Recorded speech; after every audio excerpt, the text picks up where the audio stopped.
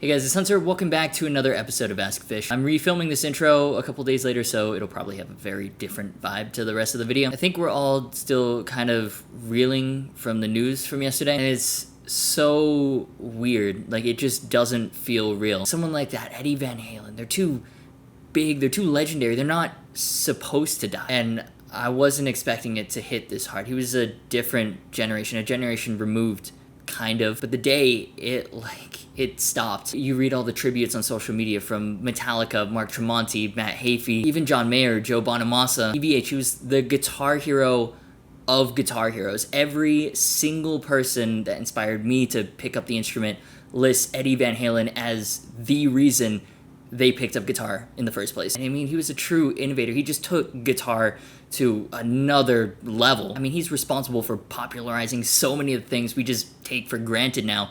3-note per string shred, tapping, the freaking 5150. Where would we be without the 5150? He was the bringer of gain. I'll even forgive him for popularizing Floyd Rose. They're the worst. I'm kidding, of course.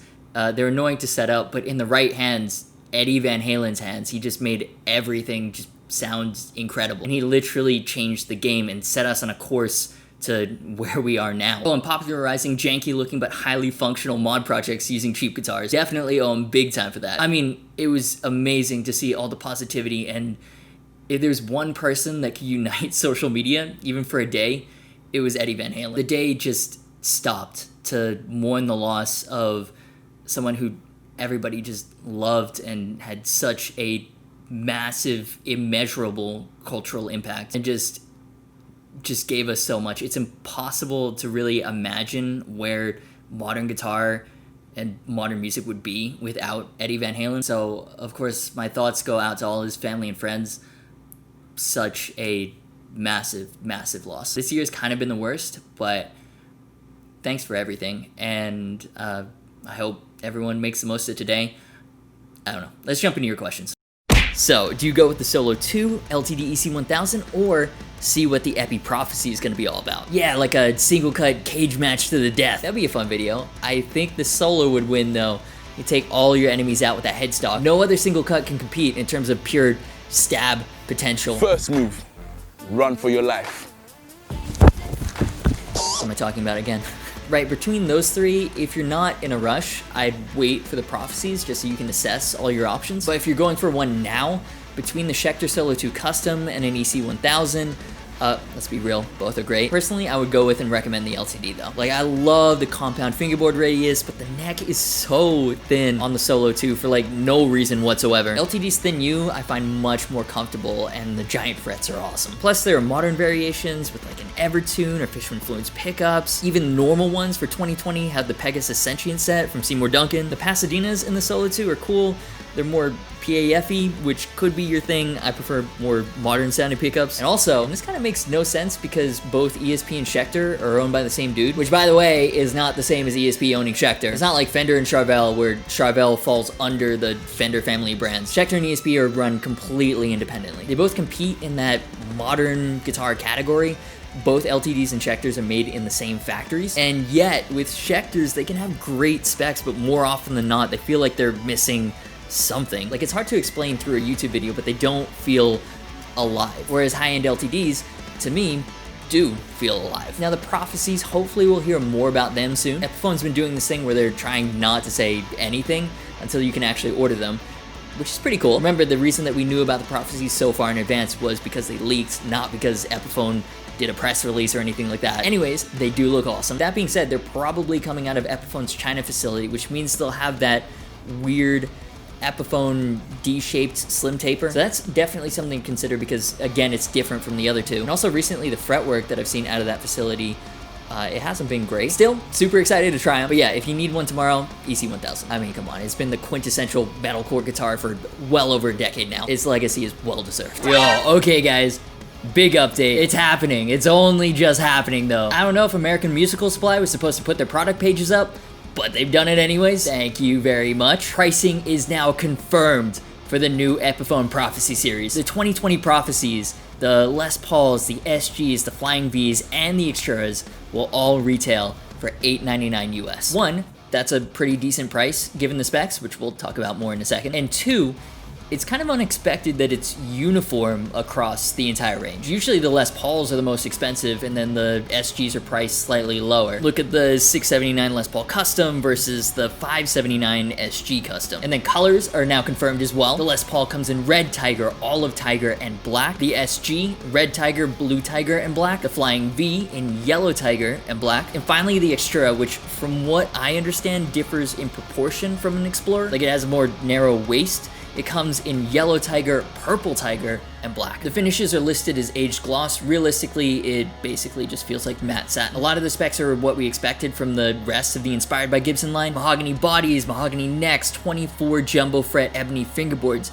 the Graphtec new bones, Grover locking tuners, brushed metal hardware. Though according to the AMS pages, it's brushed nickel instead of brushed chrome, so it might actually age quite nicely as well. Interesting thing about the abalone triangles in the fingerboard inlays, the pieces have been purposely selected to color match the body. So on the purple one, more purple, yellow, more yellow, etc. I've never seen Epiphone go to that level of random detail before, but I'm into it. Finally got some solid information on the exclusive Fishman-Fluence pickups. So the 3 voices are confirmed: PAF vintage humbucker, hot modern humbucker, and a shimmering hum-free single coil. Their words, not mine. Still doesn't say exactly what the modern hot humbucker is, but I guess it's a modern Gibson humbucker rather than like an active voice. I was kind of hoping for the modern active voice, like one extreme to another, especially given the Prophecy series history with EMG, but I guess this makes more sense. The listing doesn't say what the fingerboard radius is. I prefer if they keep it 12 inches, that way you'd have like a modernized normal Les Paul, but I'm gonna go out on a limb and say it's probably 14 inches,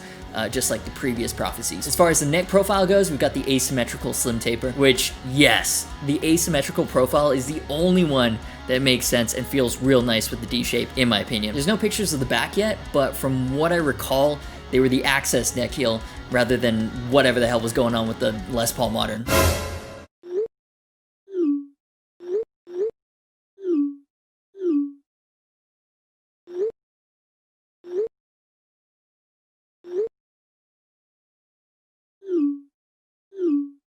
Bruh.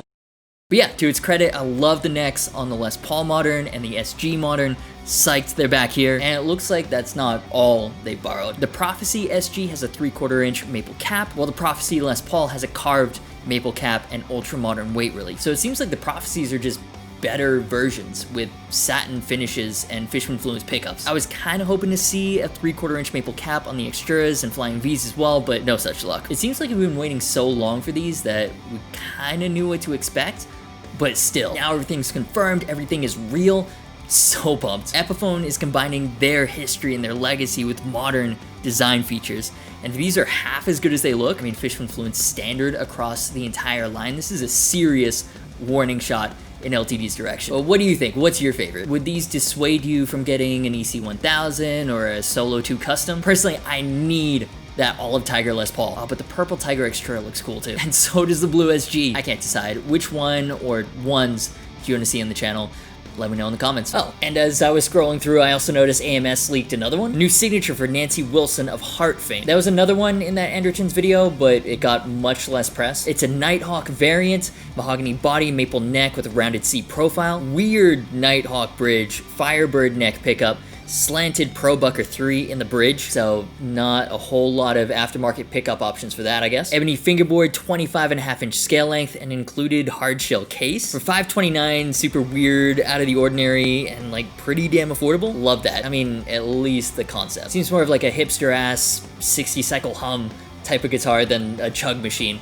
But what do you think? Oh, and Hunter from the next day here, and apparently another one. And this one does actually look like a chug machine. Brendan Small's new signature Ghost Horse Explorer was accidentally put up for pre-sale as well. Though, according to his Instagram post, it won't be available until early next year. Sad. I wasn't able to check the pricing before the page got removed, but there is a cached version on Google, so we did get a run of the full specs. Mahogany body with a flame maple veneer, mahogany neck with a slim taper ebony fingerboard, spaceship inlay on the 12th fret, 24 jumbo frets, Grover mini rotomatic tuners, Gibson USA burst buckers, a 1 in the neck, 2 in the bridge. There's a top-mounted Floyd Rose 1000. I mean, I'm not a Floyd person by any means, but those are solid. The top is gloss to show off the figuring, and the back, sides, and neck are all satin for better feel and smoother playability. And everyone was complaining last year that Epiphone wasn't showing enough love to the Explorers. It sounds like they heard you. So that's a cool little thing. Sucks that we won't get it for a while, but I like how it shows Epiphone's intent and ambition going forward. But yeah, in the meantime, expected delivery date of October 30th for the Prophecies.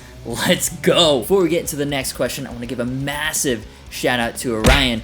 I assume that's not your real name, but I appreciate you nonetheless, and the rest of the amazing patrons for making what I do possible and making sure there's still a budget for Luke and Jordan to do their things and allowing us to, in the end, make kick-ass content for you. If you want to directly support what I do as well and get bonus perks like MP3s and tabs to all the demo tracks, link is in the cards. As always, no pressure. I appreciate you guys just being here. Your top 3 best and worst fast food chains. I don't really eat fast food that much anymore, but Taco Bell doesn't get anywhere near the top 3. In no particular order, best, 1, McDonald's, the chicken nuggets. I only eat those and they're glorious. 2, you know what? I'm gonna cheat and go with Asian fast food because it's way better. Chinese KFC, it's like real chicken, not too heavy, so good. It's kind of a real culture shock having KFC here in the US for the first time because it is garbage. 3, Yoshinoya, the beef bowl is pretty dope. Worst, does Domino's count? I don't know what they're making, but it's not food. 2, the aforementioned Taco Bell, it is a giant insult to real Mexican food. 3, In-N-Out Burger, maybe? Like, it's not terrible, but come on, California. It's just not as good as you'd like us to believe, is it? It's inoffensive, it's alright at best, but it is nowhere near the hype, and I am sick of you telling me about it. Probably made some lifelong enemies there.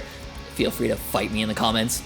The tone of your rhythm guitar in the Schecter Solo 2 custom demo was the exact tone I want to get. Do you remember what you did EQ-wise to get that? Yeah, I was actually really happy with that tone too. The Schecter Pasadena Plus is like a fairly neutral pickup, so I thought it was the perfect time to experiment with blending different amps. So amp 1 was the Mesa Dual Rec on the red channel paired with a Mesa 4x12 IR. That was the main tone, presence at 3.5, master at 3.5, gain at 6, bass 6, mid 4.5, treble 6. And of course boosted by a Horizon Devices Precision Drive in standard Tube Screamer settings. And then I've been experimenting with blending in the orange Rock Reverb 100 Mark III because it's a very mid-punchy amp, and I run the Mesa slightly scooped, so I found that they actually run together fairly well. On that amp, volume at 6, treble at 4, mid at 5, bass at 6.5, and gain at 6. Actually, I'll just let Luke explain what he did since he mixed the demo. Both the orange and the Mesa, I used the Lassie IR on them.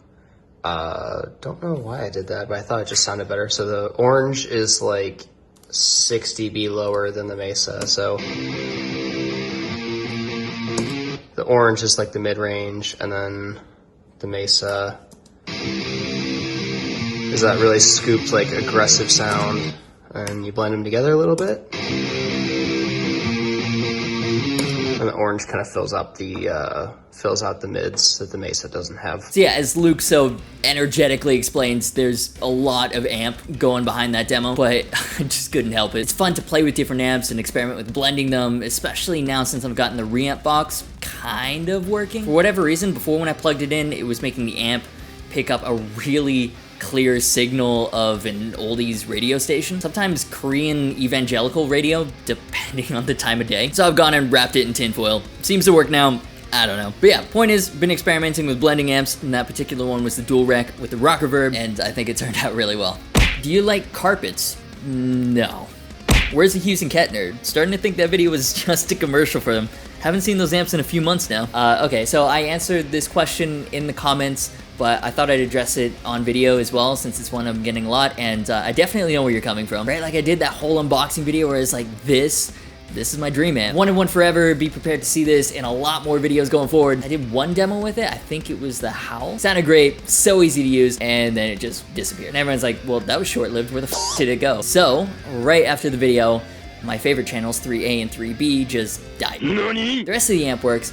I've just been working with Hughes and Kettner to figure out what's wrong with it. They're not that common in the US to begin with, and then the TriAmp especially is exceedingly rare. So my local tech is like, well, if it's under warranty, just take it back to them. And their US tech is in Canada or something, and you can't get back across the border. Anyways, I've been kind of silent about it publicly because with this much online power, throwback meme. I just don't want to give the wrong impression. Like, this is a brand new $4,000 amp and it's already got issues. Their amps are usually built like absolute brick houses. It just seems like I got incredibly unlucky with this one. But yeah, pretty bummed about that because I was loving the sounds I was getting out of that, especially channel 3A. Like, come on, couldn't the crunch channels have died? I could live without those. And okay, another quick little update. It lives, and I feel dumb. It was a tube issue, just like Luke told me it was weeks ago. When he said that, I was like, no way. For just those two channels and the effects loop to die, it'd have to be preamp tubes 6, 7, and 8 all at the same time. There's just no way. And he was like, I'm telling you, tube amps make absolutely no sense. You need to take out each tube individually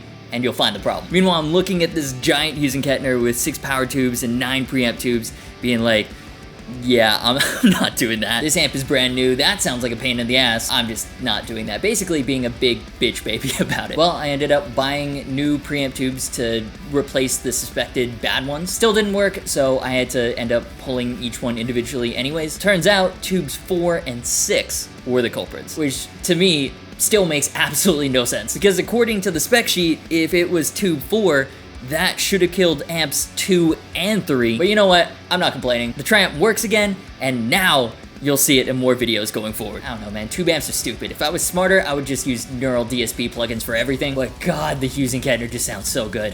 What guitar picks do you use? Dunlop Jazz 3s? The normal red ones, because I'm a basic White Claw drinking bitch. And now, of course, it's time to hear from yet another adoring fan. It's the high praise of the week.